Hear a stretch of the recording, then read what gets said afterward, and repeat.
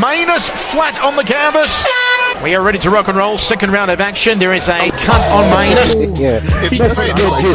Jesus. Martial arts chat. My man B-Hop got dropped out the ring last night.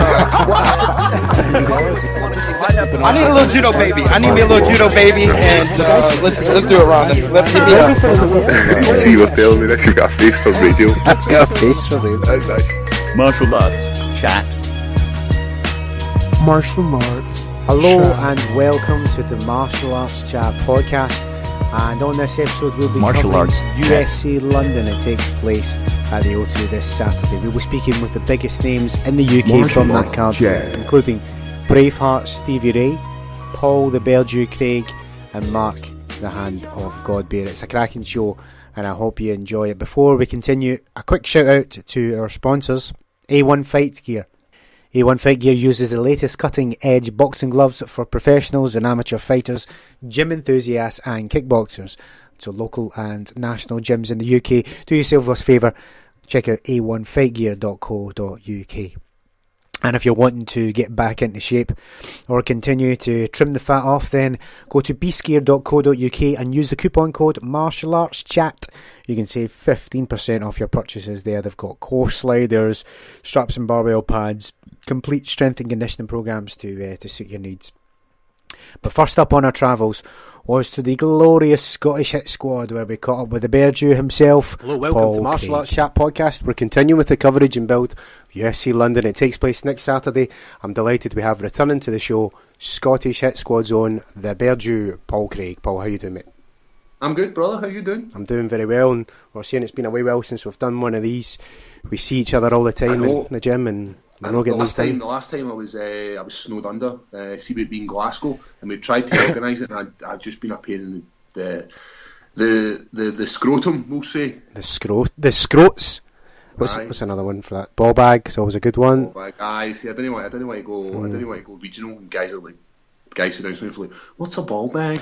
But if you say it in an Arnie accent, they seem to understand you, right? Everybody understands it. I don't think I've ever said ball bag. It's good. I like it. Do you remember the last time you were on? Last time you were on the podcast? Are you going to have like a wee? Are you going to fire up a wee clip? Like, here's the last time you were on the Grave Norton show. This is play the clip, guy. No, the last time you were on was when you were making your debut in the UFC, mate. Was it? Was it that long ago? That's been it. That's been the problem, mate. That's because 2017 you've not enjoyed it, and it's because you've not been on. Forget training, forget the dieting. You need to come on here, mate. That's been the secret. Okay, should just come on all the time and speak to you. I think so, mate. I think that's where we're at with this. You'd lose fans. I didn't have any fans to lose. I wouldn't worry about it. In all serious, let's get serious. No, let's get down to it. Let's hear your pronunciation. I like to dot all my I's and cross all my T's. You know that. I'm the voice of you. Am I the only voice you love to take the piss out of? No, I love your voice. That's why it is. It's proper. Hey guys, welcome to Martial Arts Podcast. Here with Magomedov Ankalev. What's his name? That was really good. Magomedov Ankalev. Yeah, spot on, mate. Aye, fucking good at it, man. I was expecting something really like a big drum roll. That was a. Magomedov. I can't do a Bruce Buffer. I'm not good at that.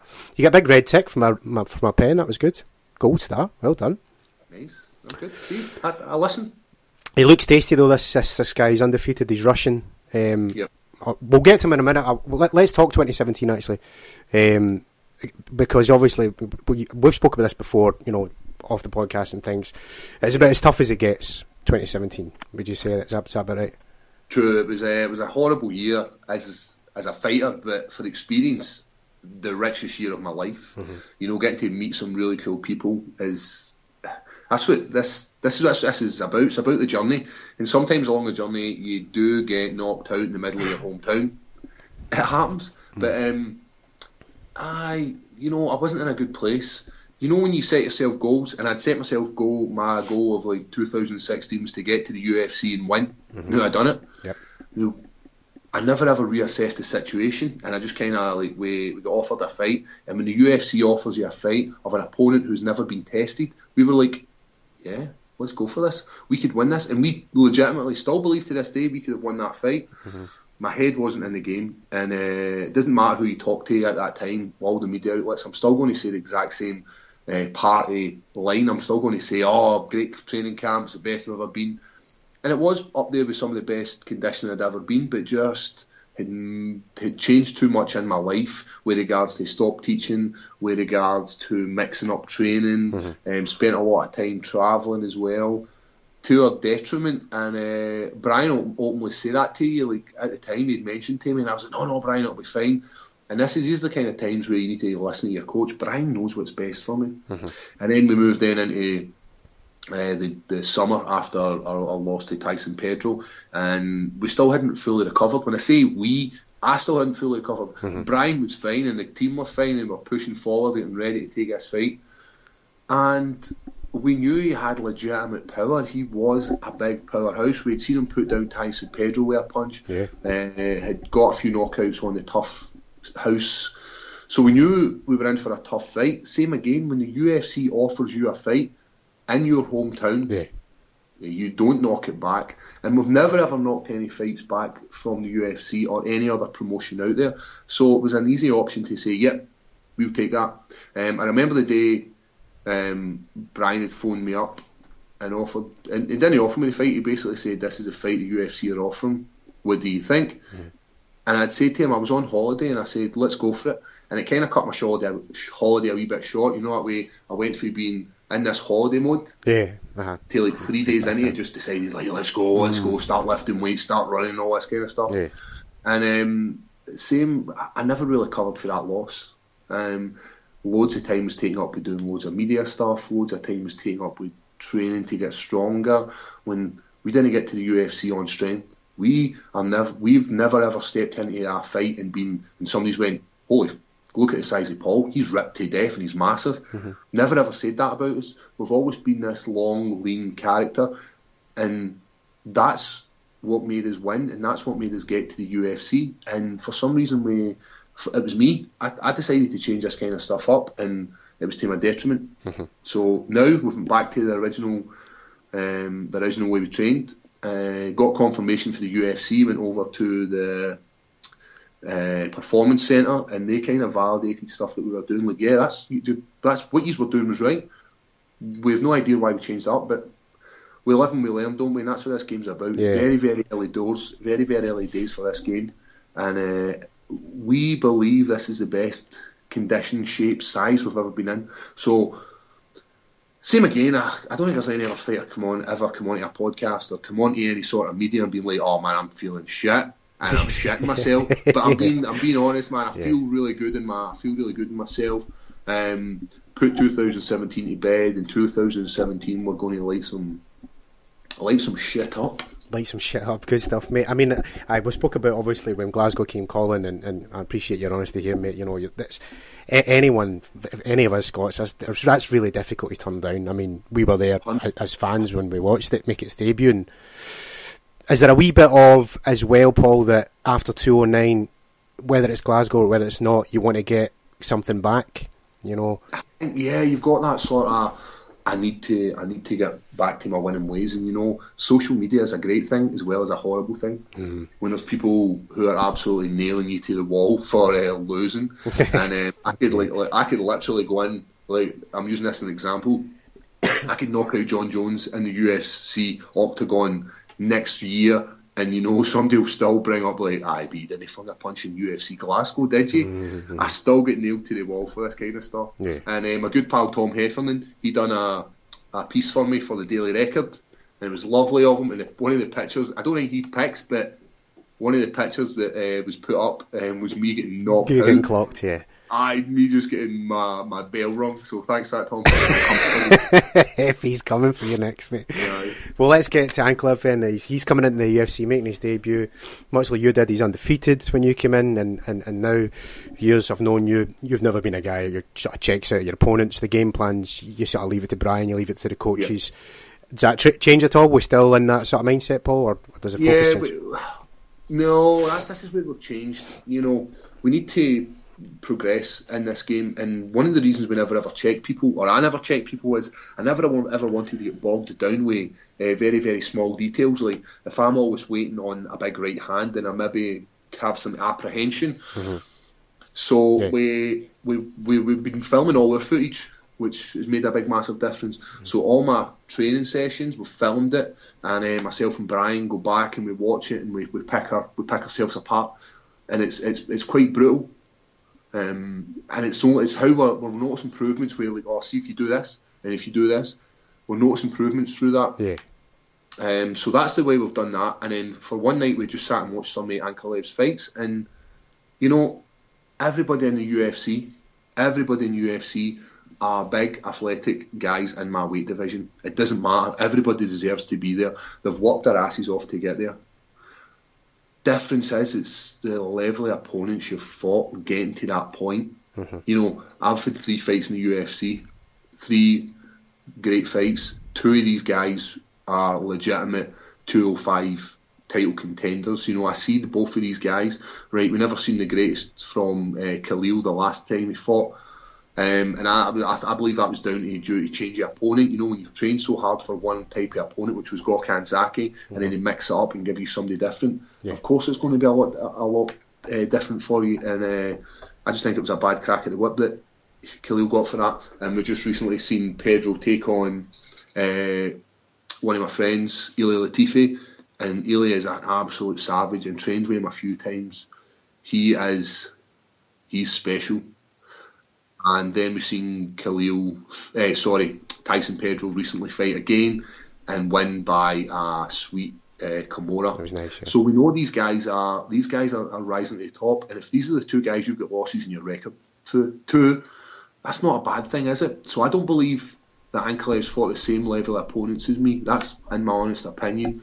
I know he's fought some. Me and Brian were speaking about this. He'd fought like a UFC veteran. But that's when these guys were on the downward spiral, you know.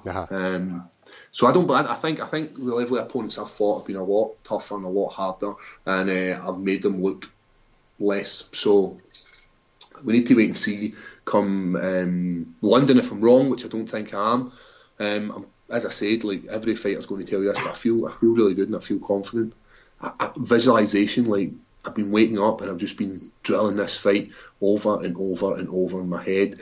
Every single punch, every single movement, every slip, every single drill we've done in that gym is just, as well as doing it in the gym, is I'm doing it like at 5 o'clock in the morning when I wake up and I'm just lying in bed and I'll get like an hour to myself and just drilling. The obsession is also a bit of a tradition for you as well, no, mate. Yeah. But I mean, let's hope it pays off for sure. Sometimes it sounds like you're being your biggest critic as well with filming yourself, and I guess that can't be a bad thing as well. No, certainly not. It's just adding to our all round game, you know. To see where we're going wrong, to pick these wee points, you know. Brian can't watch absolutely everything. Like when he's watching my sparring, you know, he's looking for certain things, but when he can watch it back and he can watch the same clip 3 or 4 times and be like, can you see this, Paul? Can you see this? Aye. And then we'll have this bang forward. Coaches will watch it like from Lawrence Murphy to Stevie Houston, and they'll pick up their wee things and they'll be like, can you maybe try this in? And when they then come in and take their sessions, this is what they're showing. Yeah. They're showing stuff for us fighting Khalil. That's awesome, mate. Keeping with the tradition though, we're still going with the face paint and the kilt. Is all that going to make an appearance? Aye. I was thinking about St. Paddy's Day, like maybe tart it up a wee bit, get a wee bit of green paint. But then I thought about it and I said, nah, it needs to be the blue. Let's go. Let's put fear in the heart of the Russian or the Chechen, whatever it is. In terms of the card overall, got a nice wee mix of Scottish and UK guys. Not to mention we've got the big man Mark Godbeer. And one of my favourite things going into jiu-jitsu class was we got to see you 2 guys on the mats just killing each other in training. You still in touch with the big man since he's been in his travels in Thailand? Yeah, man, the guy's got some life in it. So, did you see the video Godbeer just put up? Did you? Yes. I was just listening to it as you were phoning me. Remember, has to go on and listen to Big Mark. He's on his way home for getting ready for London. He's been out in Thailand for about 9 weeks. His full fight camp. He's been training with Overeem. He's in a really good place, and I've got a wee snippet if you want to hear it. Go on in. Was it this?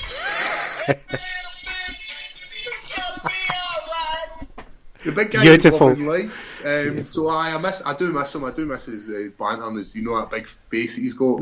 It's maybe like 7:30 in the morning and the big man's got a big smile on his face. Yeah. So I do miss that. He was a great training partner, but he's fighting a Russian as well. He's in a great training camp, training with Overeem. Big guy always turns up. Has to go Godbeer, doesn't it? Yeah, he looks happy. I spoke to him last week, and I said it's probably every time I see his post, he's always got a smile on his face. It's the happiest he's looked in a while, so it's good luck for him as well. And the Scottish Hit Squad in general, we're making big noise in the local scene. We had Ross Cooper, Chris Bunger getting victories the weekend. We were talking there, we've got On Top this weekend. Yep. Martial Arts Chat, we'll be there covering it live. The gym jumping up these days, mate. It's busy in the old mats. You must feel that Alex Ferguson, do you feel very proud? This is where I see MMA growing in the UK, when the guys who started are now taking fights. Like, we've got guys like Ryan Campbell, who's fighting On Top as well. You know, I've been in his corner and I've watched him spar, and I've sparred with him, and he's special. He's good. And then in the same breath, you've got his teammate Michael, and the two of them are like very, very. It's like tit for tat with the two of them. They're brilliant. And I was sparring with Michael a few days ago, and he caught me with a submission. And it, like, in my full fight camp, I don't get caught that often. No, and he's one of the guys that's caught me. Yeah. He's in great shape, and he's just firing on all cylinders. We've also got Jordan Strong fighting for the title. I've seen massive changes in him as well. He's always been a really difficult guy to spar, because he's awesome at Thai. Like, this is, for me, I'm 100 kilograms when I'm sparring with him, and he's cutting about like at 70 odd tonight, and I'm struggling to keep him on the mat. I'm struggling when I take him down to keep him there, because he's so explosive. Yeah. So he's going to win the title, and then we've got young Gary as well, Gary McMillan. Same again, he's in, and he's the type of guy, doesn't matter who he's sparred with, he'll always want to spar. Like, so for instance, like, he's got some horrible rounds where it's like maybe me, Neil Laird, who's getting ready for his fight as well, Ross Cooper, Chris Bungard, and then straight after, like, Gary, you fancy a round? He's like, aye, never ever backs down, and he's just got this will that he's going to just go forward and do some damage. So I'm looking forward to seeing him having his first fight under the Hit Squad banner. It's going to be an exciting event at the weekend, and as you said, we had 2 wins at Sunday there, with Chris Bungard beating a black belt in Brazilian Jiu-Jitsu. Guy had him in a submission, and Chris Bungard just took him, slammed him to the mat, and the guy wasn't long in letting go, and he looked really, really good. He looked dangerous. So it's going to be good to see this year for Chris Bungard. You know, maybe we'll see more Cage Warriors, Bama, and making that step to the UFC. Hopefully, mate. Hopefully. What about the BearJew podcast, mate? What's happening there? Are we still planning to bring that back at any point? Sometimes I go bareback, sometimes I don't go bareback. More than often, I don't go bareback, because it's dangerous if you go bareback, kids.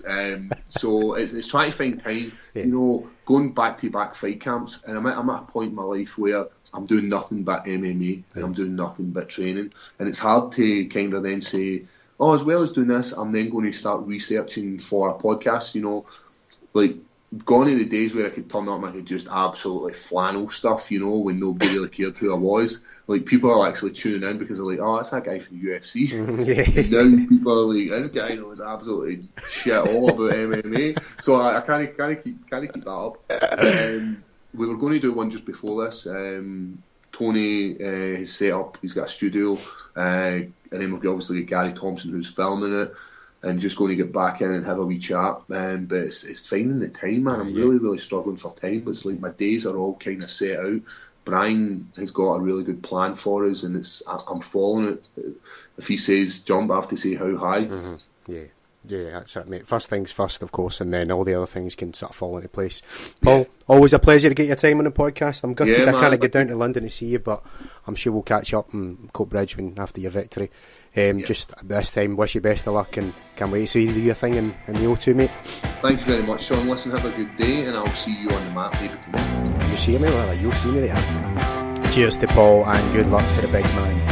Come Saturday, next up, again returning to the show, calling in from Thailand via the magic of Skype, it's Mark, the Hand of God. Hello, welcome to Martial Arts Chat Podcast. I'm delighted to say we have returning to the show, calling in all the way from Thailand, it's Mark, the Hand of Godbeer. Mark, how you doing, sir? I'm good, mate, really good. A little bit tired, you know, halfway through now, so I call it the halfway wall. The halfway wall. Halfway and stuff. Right. So what the hell am I doing? That's it, but mate. no, it's all good. Halfway wall. wall. I just got to climb over it now, and on we go. We're halfway there, so it's all good. That's good, mate. Yeah. I've been checking you out on social media with your things in Thailand, and we were talking just a wee bit before the show. But just tell us and those listening, how's things at Fairtex Training Centre? How you enjoying life out there, mate? Fairtex they've been awesome to me. From originally, after my last fight in New York, obviously it was a long old camp. I had the original one, 209 was cancelled, so then it carried on. And then, I ended up doing about a 15, 16-week camp back then. And any pro fighter would tell you the way we trained was a long-ass time. So originally I planned, right, I want a holiday. I need to go and let my hair down. I need to go. I've always been in Thailand. I've always trained in Thailand. I really love the place. Yeah. I looked all over Thailand. At the time, it was sort of rainy season. Yeah. The only sunny sort of place was Pattaya. So I went to Pattaya. I spent a couple of days on the beer. I'm not going to lie. Fair play. And then I thought to myself, do you know what? I need to get myself back to training. Yeah. So I put up a post on my Facebook. Is there any decent gyms in Pattaya? And lo and behold, someone put me in touch with a guy called Nick Chapman. He's still well known on the UK MMA scene, light heavyweight. Got hold of him, and he's the MMA coordinator out here. So they just started a big MMA part to Fairtex now, and I come along. I start training for 2 weeks, and now 2 or 3 months later, I'm still here. So that's how well it's going. It's dragging in all the guys to me. I got the top coaches. I've got my head out here. Everything's good. No distractions. It's a commitment, but it's a commitment worth doing, especially at this stage of my career, Oh, absolutely. And can I just say, it's good to see you having a smile on your face again, your posts on social media. You look like you're really enjoying yourself. Yeah, I am. And anyone that knows me knows I'm in on my social media. I'm a lot better with social media now. Obviously, now I'm signed with the UFC, and I'm in the private eye, public eye a lot more and stuff. I don't come back with what I post now. But I still got my own... I'm still myself, you know what I mean? I don't pretend to be someone I'm not. So you will tell just by my posts and stuff when I'm happy, when I'm not happy, and I just tend to keep my personal stuff personal now. Always have done really, but sometimes I was quite partial to having a beer and letting a few things spill. As we all do. When you wake up like 5 o'clock the next morning, shit, delete, and then hoping no one's seen anything. So all joking aside, I'm in a really good place. Ed's in a really good place. That's good, mate. Oh, it's great to hear. And we're just speaking a wee bit prior to the show as well about. I was hoping to see you up here in Scotland, because I know a couple of camps you've done. Your training the Scottish Hit Squad and Brian and Paul. Is that still something maybe you're keen to do somewhere and down the line, maybe in the future, mate? Oh, I think I'm a good guy to Fairtex also as well to get a bit of training in and stuff. So every time I'm back home, Brian knows this.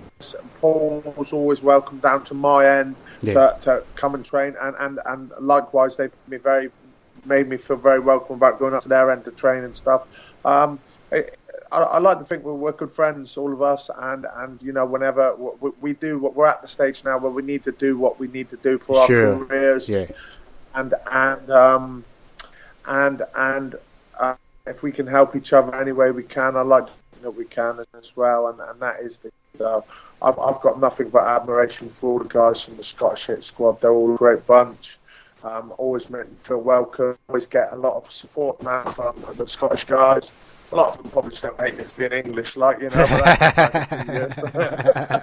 that's it, man. It's par for the course for us. But I've actually got, I'm not, my father's from Italian background, so I'm not fully English. So that's your get out clause, is it?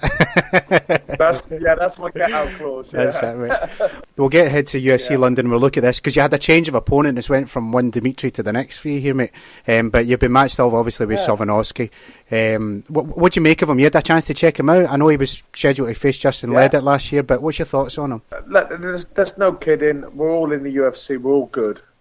There's no. But now it's about finding people are good at and what they're not good at. And I see a lot of holes in his game, and I'm sure he sees a lot of holes in my game. Every fighter looks at another fighter and looks for their holes, so that goes without saying. I think he's good. Let's see what he's like against UFC standard opponents. You know, I think the biggest name on his record really is Alexander Emelianenko, yes. Yeah, but let's be fair. I'm not taking nothing away from Dimitri, but you know, I believe Alexander was just coming out of prison for various reasons, and it was a rush. It was first fight back and stuff. So I don't really look at that as if to say, oh, this is the standard I'm fighting at. Yeah. I just see him. I see holes in it. I think with the team of coaches I've got around me and stuff, the only person that's going to lose this fight is myself. Get what I'm saying? My own mentality is the only thing that's going to let me down in this fight. Not believing in myself. I truly believe that I can beat this guy and beat him comfortably. Do you think? I know you're a guy who probably doesn't buy into this, but undefeated 10-0, does that make a difference to you, mate? No, not one single bit. No, there's a difference between being undefeated in the UFC at 10-0 and undefeated on the local circuits at 10-0. Yeah, he has fought on bigger shows and stuff like this. But, you know, like I said, I go through his record. There isn't no one there really with any sort of, any big names there apart from the Alexander Emelianenko, and I've just gave you my views on that fight. So his record doesn't scare me. The only thing I look at is the last couple of fights and what's in front of me, not who they've beat. You know. So yeah, no, quite right. Yeah, I'm looking forward to it. Awesome stuff. I think he's not. You know, I'm sitting around probably 240, 245. I normally weigh in. I'm a lean 240, 245 now, very lean. So I'm not carrying no body fat and stuff. I believe he's quite a small heavyweight, really. So he's not the hugest of heavyweights. So it's not like I'm fighting a 265 pound powerhouse monster. So it's quite an evenly well-matched fight. I see him as a bit of a rusher, you know. He's one of those guys that likes to try and take you out straight away with flustering you with punches and bunches and then shooting for your takedowns and stuff. And let's be fair, you know, guys that are not sort of up to standard, these are the type of things that do fluster people. But when you come up against guys UFC standard, that you know, they're going to capitalise on stuff like that, and let's see what he brings. Absolutely, mate. I imagine last year was quite a frustrating year for you, mate. Obviously you had the call-offs with Duffy, with Willis, and the last minute cancellation with Walt Harris, although the UFC I guess did do right by you in Madison Square Garden. But just in terms of last year, Mark, I don't want to put words in your mouth, but is it a year to forget, or do you not even think like that? Yeah, definitely. Let's not beat around the bush. You know, I had, you know, my debut. Let's be honest, my debut was a shower shit. let's be honest. But I let the occasion get to me. Not taking nothing away from Justin Ledet, because Justin Ledet, he's proven he's a good guy. You know, he's on a 3-fight win streak in the UFC. But you know, the stupid mistakes I've done, he sort of took me down. I got up and. You know, and then instead of it was obviously he didn't want to stand with me, even though he was a boxer and never took anyone down. But then stupidly, I went for a single leg takedown, and you know, and just ballsed it up, slipped backwards, and he took my back. Blah blah blah blah blah blah. I lost the fight. I'll take it on the chin like a man. Next fight, you know, we had Daniel Spitz. I believe it was a pretty good fight for me. It was you know, he was a tough dude as well. I felt like my back was against the wall with that one, obviously, because of my debut. To start preparing for 3-round wars, because these guys are the type of guys that can take big shots and keep coming forward. And Daniel Spitz proved it. I take my hat off to him. You know, I caught him with some beautiful shots. There was times in that fight where I could have finished it, but I was sort of holding back a little bit. I knew I was winning the fight, and I just wanted to get that first UFC win. And then we moved on to sort of Walt Harris. I don't really want to say too much about the fight. I just want to forget about it, move on from it. But let's be fair, that fight just seemed doomed from the outset. You know, it just seemed doomed. Yeah, things were just going wrong left, right, centre, right? Yeah, it was just like someone up there was just saying, look, this fight ain't happening. And it just, God knows what happened there, you know. It was just, in saying that, the last fight changed my mentality in this game now. How so? I almost feel like I got too humble, too nice. That fight brought back a little bit of a streak in me, you know, the streak that got me here in the first place. A bit of streak, you know. It takes skill set to get to this level. It also takes fighter IQ. But one thing it also does take is a little bit of grit, a little bit of streak in you. You know, you do need to have that sort of little bit of an aggressive side, a little bit of a, you know, I don't mean to swear, but you need that little bit of a fuck you, mate, sort of attitude, you know. And I felt like I lost that a little bit. I lost it. I got too humble, so I've sort of brought that back into me now. You know, I've brought that sort of, you know, kill attitudes come back. Yeah, and that attitude, man. I mean, that's why you've got so many fans. That's why we loved you. I remember the first time I interviewed you, Mark, and it was for the Stuart Austin fight, and you would tell me, you know, like, friends and former training partners aside, you were going in there to sort of get the job done, and that's your mindset going into this. Yeah, you know, my dad. You know, I'm 44 years old, but I listen to my old man. You know, my man's like, he's been a guide. He's been guiding me my whole life. You know, a lot of things that he told me I was doing wrong when I was younger. Basically, told him I were off for, because I now respect him for. You know, so I tend to listen to him a lot. And he sat down and talked to me, and he said, "Where do you think you're going wrong, man?" And I was like, "I don't." And then he sat down and he sort of he said, "You become too nice. You become too humble." Yeah. And I sort of clicked, and I was like, "Yeah, that's fair. You know, you have to be respectable in this game. It is a sport. We're trying to bring this sport into the mainstream media. We're getting accepted, and it is happening. It's becoming a mainstream sport. But let's be fair. It is probably it's classed the toughest sport in the world, and there's a reason why it's classed the toughest sport in the world. Because you know, we're in there to punch, kick, knee, elbow, and choke people out, you know, and you can't forget about that aspect of it. As soon as you become too nice, too pally, love everyone and all this crap, all that crap, you tend to lose that little bit of aggressive side to you that got you to where you're to in the first place.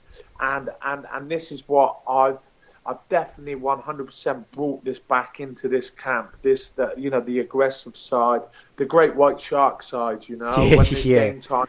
And I brought that back into this camp, and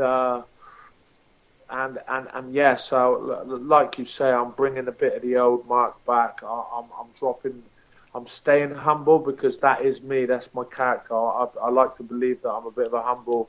You know, I'm a humble man, I'm a respectable man, I hold the door open for you type of guy, you know what I mean? Yeah. But at the same time, I'm bringing back this aggressive side that got me here. There was a reason why I started this game in the first place, and I'm bringing back the old me. Quite right, mate. A wee bit off topic, but it's something I was wanting to ask you since you've sort of been vocal about it on social media. Earlier this year, we saw the ban lifted on the CBD oil. And, you know, it's been a ban. There we go, mate. Well, it's been a banned substance, you know, it's been on the list for quite some time. But, I mean, personally speaking, if you're asking me, I think it's only a good thing that the ban's been lifted. But I was hoping you could tell us and the listeners just your thoughts on CBD and that kind of thing. 100% sure the ban has been lifted now, hasn't it? Yes. As of January this year. Yeah. I've read it all, and I'm quite vocal on this sort of stuff and stuff. So, CBD, first of all, obviously before I was signed with up to the USADA program and stuff, I heard about the CBD movement was moving big then. Yeah. And I've always struggled with, my head's always been 100 mile an hour. You can tell, sometimes with my Facebook posts and stuff like this and that, there's a reason why we all fight and stuff, because we've all got our own little issues going on and so forth. Anyway, that's going a bit off topic. But I've always struggled bad with sleep and stuff. And normally it's because my head's 100 mile an hour. I can't switch off. I'm in full training camp. It's even worse. So I was looking at, I didn't want to go down, sleeping tablet routes and stuff like that. Right. I didn't want to go down the pharmaceutical route of doing all this crap and that crap, because it is a bad thing to go down. So I was looking at basically a natural way of slowing my thought process down and just calming me down and chilling me out. I tried CBD oil. So I researched into it, and I was like, well, listen, I'm not really a stoner. I don't want to go get into it. And they said, no, that's the THC side of it. The CBD is the medical aspect of it. Yes. And then I read up on it, and I read up on all the benefits and stuff of it and stuff. And I went through a phase where I was actually taking CBD oil. I was taking it a few drops in the morning, and it was leveling me out for training during the day and stuff. It's by far not a performance enhancer, it's so let's just get that one. Let's make that clear. And then during the night, an hour before I went to bed, I done a few drops, so I went to bed, and I was getting my 8 hours a day. I was resting up. It's also a great anti-inflammatory. I just seen positive benefits from taking it. The period of time I was taking it, I was getting really positive benefits from it. So but everyone's got their own opinion. Everyone's got, some people it may be different, some people it maybe not. But I don't think it was a placebo. I really believe that it did help me with, like I said, my thought process. It slowed things down for me in a good way. It helped me sleep, helped me relax, helped my muscles relax after a hard day's training and stuff.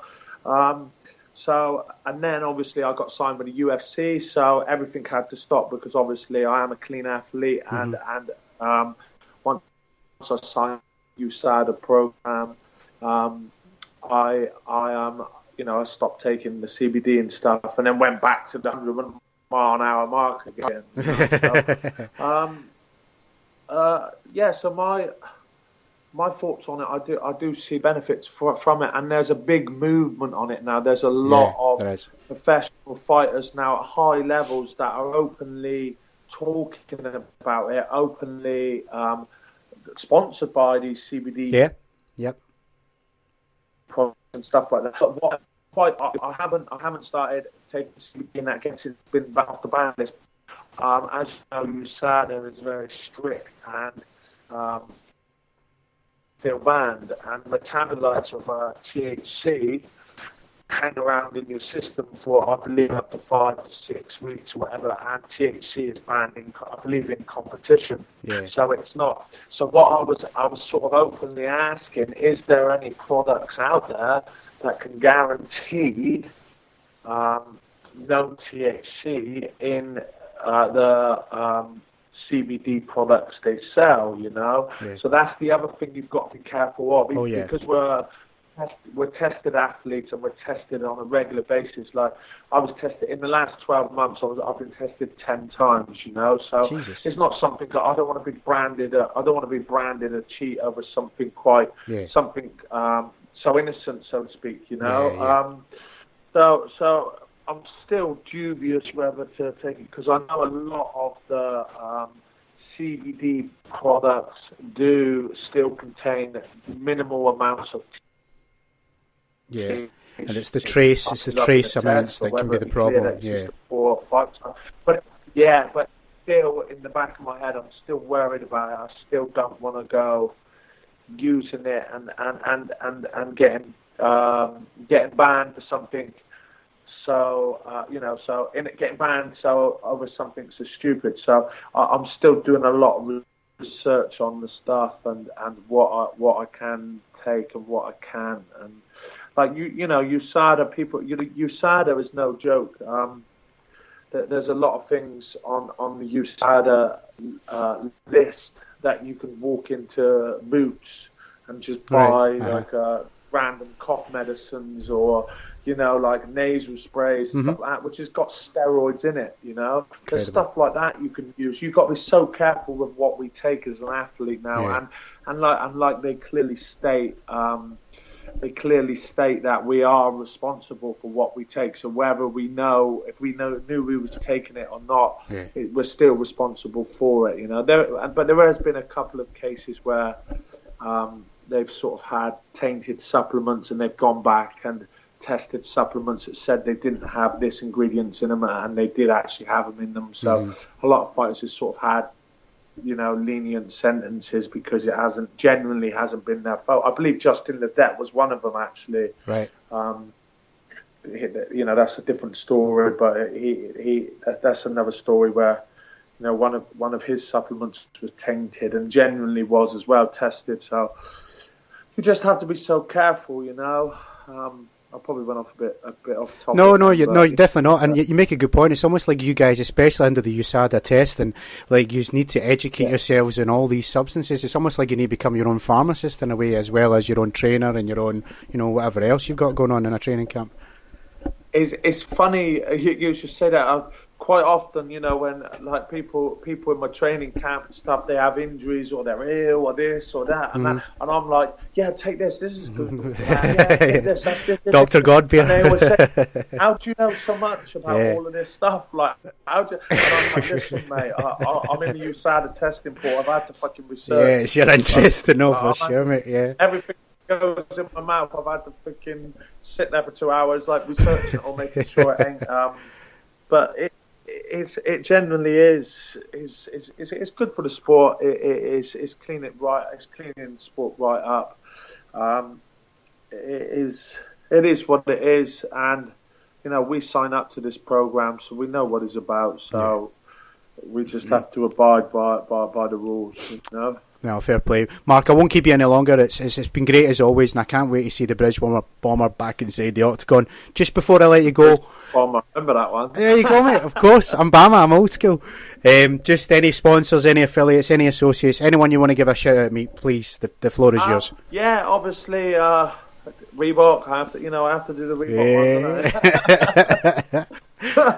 But obviously, my main sponsors, really, the main one that I do owe a big shout out to is Fairtex and the Fairtex family. They've taken me in as one of their own, and I really appreciate everything they've done for me. So and also as well, guys, if you're thinking about doing a training camp out in Thailand, honestly, check out the new Fairtex facilities, because I would say it's definitely up there with one of the best gyms in the world now, with the coaches and stuff. So, yeah, there's my shout out for Fairtex. Look. There you go, mate. Mark Gahan, the Godbeer, a massive thank you again, and good luck at UFC London, mate. Cheers, John. Thank you, mate. Thanks for taking the time to interview me as well. Thanks. And finally, we travel to higher level to speak with the newly re-signed to the UFC, Stevie Braveheart Ray. Hello, welcome to Martial Arts Chat Podcast. We're continuing with the coverage and build at UFC London. It takes place next Saturday, and I'm delighted that we have returning to the show. It's Braveheart himself, Stevie Ray. Stevie, how you doing, mate? Yeah, I'm good, man. How are you? I'm doing great, and I'm delighted to have you back on, and also delighted that you're back in good terms with the UFC. We've seen you the last 6 months. Things have been up, down, and sideways with the negotiations and all the rest of it. Talk to me, Stevie. What was it like dealing with that? And obviously, you're glad it's all sorted now, eh? Oh, it was just an absolute nightmare, to be honest. Stressed in my head. At one point, I ended up proper depressed. Right, you could say it wasn't a very nice time that I had the past few months, wondering what was going on. But so for ages, obviously things were tough. But just actually before I signed to the UFC, I started actually really enjoying I just started my own club. So I'd actually just started really enjoying it and kind of getting on my feet again. And like you could say, I was really happy and stuff. So I got over. I had seen a light at the end of the tunnel that I was at. But yeah, and then obviously getting re-signed to UFC was just a cherry on top. Yeah. Everything's back. Great. And you're a happy man now. You're pretty satisfied with how it's all turned out, and you know how the new contract and that kind of thing. You're pretty satisfied, right? Yeah, that's it, man. Exactly. Excellent stuff, mate. That's good. That's good to hear. I'm glad we're sort of over that. It did sound like a dark time. I follow you on social media, and it's never good, man. You're beloved in Scotland, particularly, and we just want to see the best for you, mate. So I'm glad the dust is now settled, and we can move on with things. Let's move on with talking about with Johnson. For Cajun specifically, I think it was 6 weeks notice I had. 5-6 weeks, and to be honest, that's all I would really do on fight camp anyway. I'm a type of person that likes to kind of stay in shape. I'm always training. Yeah. I'm not one of these guys that like doesn't train for ages and then jumps in and trains and tries to get fit. So, to be honest, my training's been great. I'm in one of the best shapes that I've ever been in my life, and I am good to go basically. How do you rate Johnson? What threats do you think he possesses? Then, if you've got a decent bit of preparation there, you must see some holes, some flaws, and that kind of thing. Aye, like every opponent's different. I see him. His striking's a bit different. He kind of moves. He uses a lot of footwork. I know he started using that since he got knocked out of Tai Hun Bang. And I'm sure he actually said in an interview that if he got knocked out again, he would retire. So, you know, he's obviously he's obviously had a few bad knockouts. So he uses a lot of footwork. He tries to hit and not be hit. So he tries to get in, hit you, and get away. Almost like point fighting. Point scoring, yeah. And he has good jiu-jitsu as well. So yeah, he's going to be dangerous everywhere.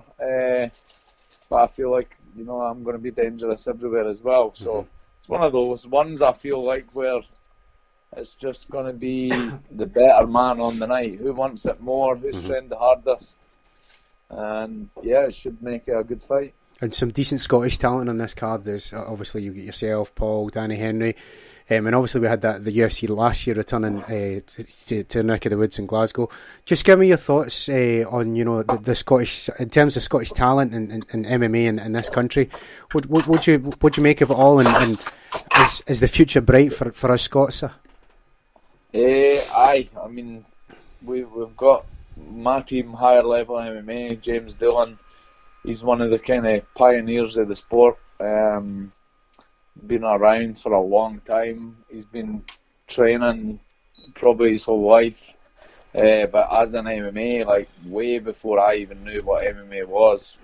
I'm not even sure how long it would actually be that he's done MMA, but it's probably like way back to even UFC 1 days and stuff. Just that long. That's why we've got such a good team and a good kind of coaching and whatever. They've built themselves up for so long. But yeah, the future's bright. Like even some other teams are doing well. Obviously Scottish Hit Squad doing well. Aberdeen Combat Centre.